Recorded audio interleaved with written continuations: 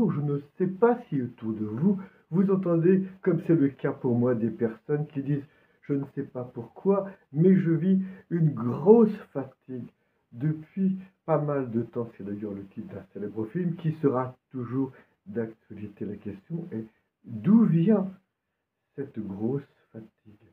Alors, évidemment, si on en fait trop, c'est toujours une source de mauvaise fatigue, comme on dit également. Mais où est-ce que j'en fais trop?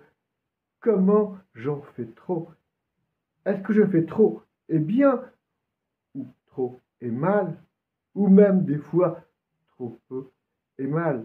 Je pense qu'il y a des raisons aux trois niveaux de notre être, à savoir le corps, l'esprit et l'âme. Et là, je pense à ce que disait saint Paul au niveau de ce qu'on va appeler l'erreur spirituelle et même le combat spirituel.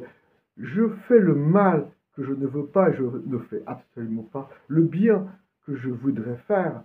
C'est le cas de pas mal de personnes, comme cette femme qui se met du pain sec sur son balcon pour nourrir les moineaux, les pigeons et même tous les oiseaux, comme ces gens qui jettent des quignons de pain aussi dans les lacs ou aux cigognes en Alsace.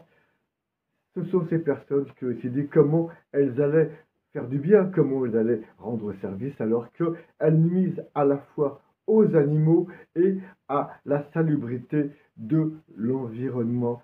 Alors, il y a peut-être une cause profonde de cette fatigue, à cette perte, on va dire, d'énergie que j'ai appelé dans une autre vidéo la dépression, à savoir l'absence de pression ou la détention de cette ligne de résistance entre ce que je dois penser, dire et faire ou non. Eh bien, je constate d'ailleurs que des personnes qui, par exemple, alignent à longueur de journée de saintes et bonnes prières, des dizaines, des neuvaines, etc., etc., et qui ignorent le pauvre qui tend la main à la sortie d'église, ni un regard, ni une parole, ni une petite pièce.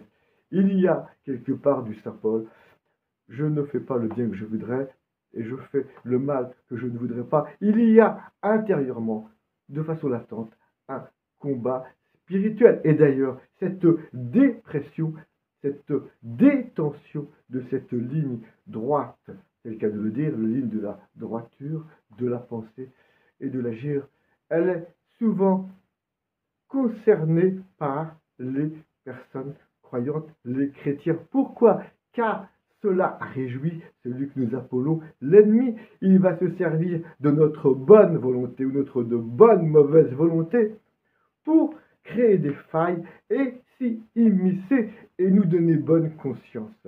Voilà peut-être une des sources les plus profondes de la grosse fatigue, le combat spirituel qui s'ignore très spécialement.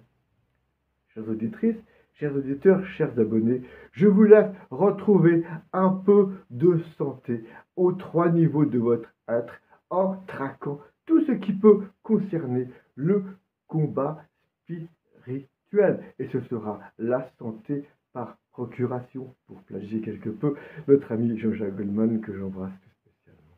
À très bientôt comme d'habitude.